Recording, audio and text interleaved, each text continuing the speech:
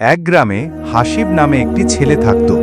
সে খুব সাধারণ, কিন্তু তার মা সব সময় তাকে শেখাতেন, বাবা, মানুষ না দেখলেও আল্লাহ সব সময় দেখছেন। একদিন বাজারে গিয়ে হাসিব একটি দোকানে ঢুকল। দোকানটা ফাঁকা। দোকানদার পাশের ঘরে ব্যস্ত। সামনে রাখা ছিল চকোলেটের বক্স। হাসিব চকোলেটের দিকে তাকিয়ে থাকল। চারদিকে কেউ নেই। সে একটু এগিয়ে গেল, একটা চকোলেট তুলেও নিল হাতে। হঠাৎ মায়ের কথা মনে পড়ল। আল্লাহ দেখছেন। সে থেমে গেল। চকোলেটটা আবার রেখে দিল আগের জায়গায়। ঠিক তখনই দোকানদার এসে পড়ল।